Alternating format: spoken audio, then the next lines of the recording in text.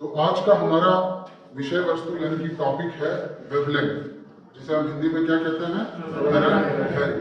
जैसा कि हम जानते हैं वेव जो होते हैं वो दो प्रकार के होते हैं, तरंग दो प्रकार के होते हैं।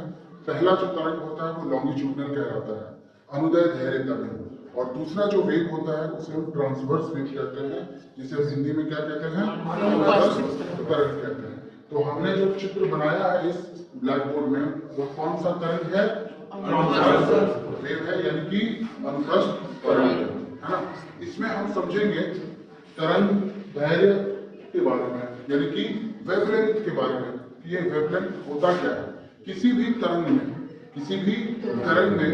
जैसे अगर यहाँ पे हम लोगों ने अनुप्रस्थ तरंग का चित्र बनाया है, तो इस अनुप्रस्थ तरंग में दो श्रृंगों के बीच की दूरी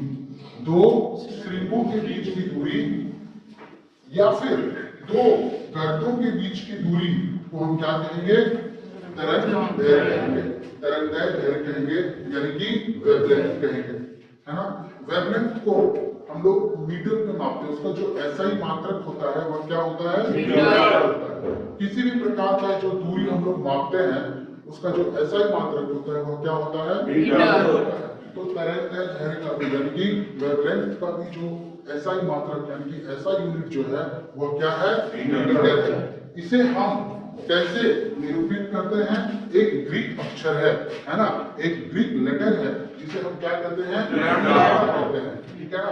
ये लैम्डा जो है वो उल्टा वाई की तरह होता है, उल्टा वाई की तरह, अंग्रेजी का जो लेटर है ना, उल्टा वाई की तरह ये होता है, जिसे हम लैम्डा कहते हैं। और वेवलेंथ को जो निरूपित करते हैं, जो हम लोग डिनोट करते हैं, वो इस लैम्डा से करते हैं, इस लैम्डा लेटर से, ठीक है। अब यहाँ पे बात आती है कि क्या ये सिर्फ अनुप्रस्थ तरंग के साथ ही है, लागू है, नहीं। हम लोग वेवलेंथ जो है इसी माध्यम से, इसी चित्र से हम लोग अनुदैर्घ्य धैर्य तरंग के भी वेवलेंथ को जान सकते हैं, है ना, और समझ सकते हैं। जैसे अनुदैर्घ्य धैर्य तरंग में यानी कि लॉन्गिट्यूडनल वेव में दो रीजन्स होते हैं, दो भाग होते हैं, है ना। एक भाग ऐसा जिसमें कणों की घनत्व ज्यादा होती है और एक भाग ऐसा जिसमें कणों का घनत्व बहुत कम होता है ना। उस तरंग में कणों का जो घनत्व होता है कभी ज्यादा होता है और कभी कम होता है ना।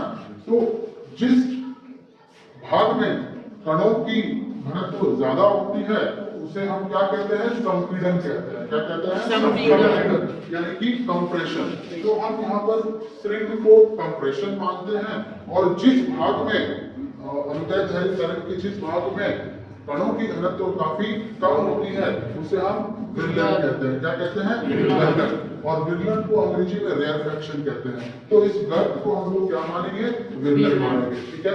तो अगर हमें अनुदैर्घ्य धैर्य तरंग के तरंग दैर्घ्य यानी कि वेवलेंथ के बारे में अगर जानना हो या लिखना हो तो हम क्या कहेंगे या क्या लिखेंगे कि दो संपीड़नों के बीच की दूरी, है ना, अनुदैर्घ्य धैर्य तरंग की दो संपीड़नों के बीच की दूरी क्या कहलाएगा, तरंग दैर्घ्य कहलाएगा, या फिर दो विरलनों के बीच की दूरी को क्या कहेंगे, तरंग दैर्घ्य कहेंगे, यानी कि वेवलेंथ कहेंगे, ठीक है।